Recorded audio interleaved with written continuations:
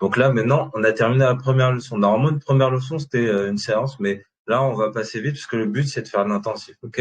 Donc maintenant, Dars Thani, maintenant, on a Zalika. Donc Qu'est-ce que là, c'est ici? hmm, Ça? là, c'est le mot Zalika tout seul. Tout seul, Ouais. effectivement, là, c'est une question. Mais là, le but de la leçon, en fait, c'est de te dire que tu as d'autres manières de dire Hadha. En fait, tu as d'autres mots pour dire ça. Zalika. Voilà, Zalika. Et Éloigné, non, c'est pas ça, non, ça.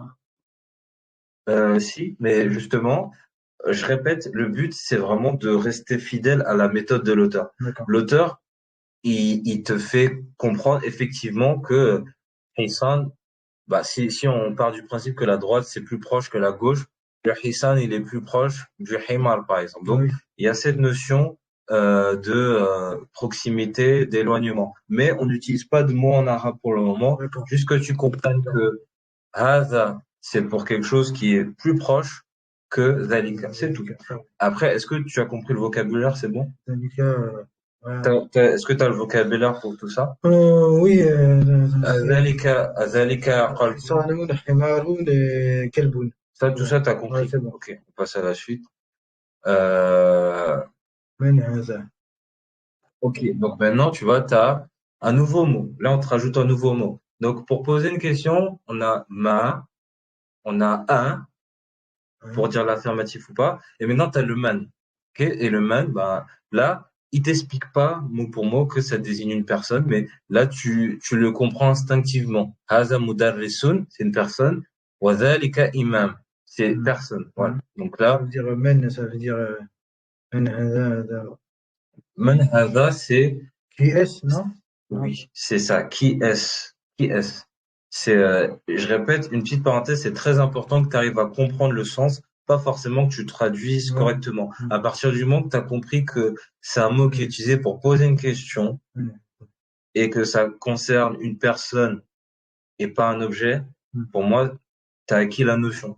Tu vois, D'accord. donc là, c'est le but, Ça c'est veut dire au l'objectif début, ici. c'était Au mais, début, donc on a vu ma, c'était la première chose qu'on a vu, ma, parmi les, هذا ما هذا attention, ذلك. il faut distinguer deux choses. Ouais. Les mots pour désigner quelque chose. Donc ça, c'était haza, zalika. Bien. Ensuite, et les mots pour Poser poser une une question. question. Donc on a vu haza. هذا Et ensuite, on a vu ما ma, pour poser la question par rapport à une chose, un objet, bait, masjid, tu vois. Et après, ensuite, on a vu un autre nom pour désigner quelque chose, zalika. Et on a vu haza alam, par exemple. Est-ce que c'est un drapeau? Haza alam? Tu dis non, هذا علم. هذا علم لا هذا كتاب, tu vois. Donc c'est juste ça, t'as a ma et là maintenant t'as man, mais tu vas pas dire man هذا rajul, ça c'est pas de l'arabe ça. Donc tu dis man هذا, ok. Donc ça, si t'as compris, on passe à la suite, ok.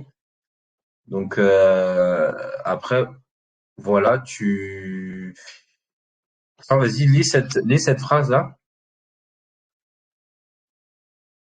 هذا سكر Mhm. وذلك لبن. Ok, qu'est-ce que ça veut dire? هذا سكر. هذا ceci du sucre Mhm. et cela est du lait. Ok, passe à la suite.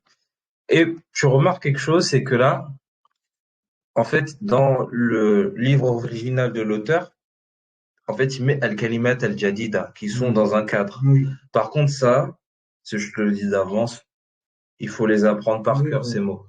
Mais attention, je précise, les mots que lui, il encadre, il estime qu'il faut que tu les apprennes. Ok? Donc, ça sous-entend qu'il y a un peu de mémorisation quand oui, c'est même à sûr. faire. T'es pas obligé de trouver exactement la bonne traduction, mais au moins comprendre le sens. Imam, Hajar, Sukar, Laban. Ok.